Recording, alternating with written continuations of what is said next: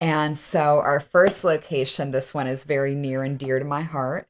I'm going to take us back to Cincinnati, where I'm from. This is a little restaurant now down Hi, the Alicia. Merry street. Christmas. Go ahead. I'm sorry. Oh, there's another Alicia. Yeah. Hello, Alicia. It's kind of like the Barbie movie. Hi, Huh. Barbie. Hi, Barbie.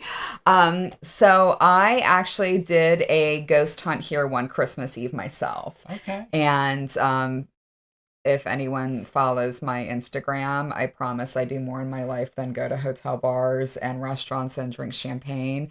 But that's kind of been I don't have a bad life. I'll be honest. I'm very blessed. I'm very lucky. And back then too, in different cities, I still would go to places and drink champagne. And so while I was doing that one evening, I learned that there is a lot of ghost and hauntings at this particular restaurant. And so, of course, I had to do research and find out what was going on and how do I get involved in a ghost hunt of this place. So the ghost I found out tended to be very popular on Christmas Eve.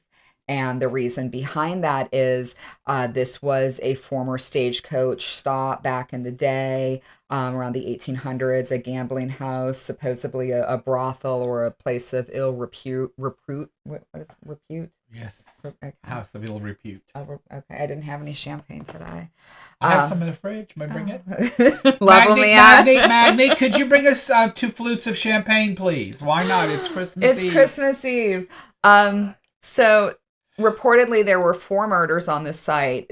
I only know of 3, and I was only told of the 3. Maybe the 4th one is kept secret or something, or maybe it was a bad employee. So Who that's what I knows? was wondering when you read this. Is 3 murders were of a woman named. Was there 3 Emilys, or were there 3 murders? Emily being one of them. There were 3 murders. Oh, Emily, her husband, Emily and her was mistress, and his yes, mistress. his mistress. So Emily apparently walked in during Christmas Eve of her husband and his mistress, and she had a little fire in her, so she immediately killed them both. Sounds like you.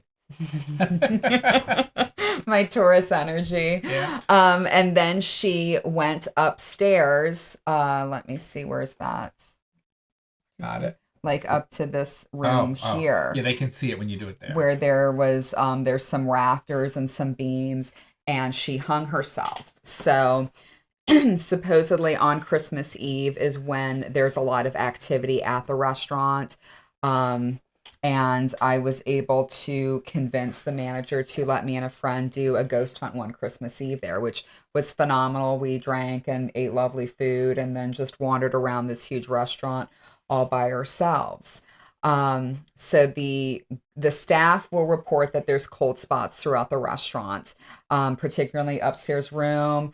There's sounds of a scream at 1 a.m. on Christmas Eve when her suicide supposedly occurred.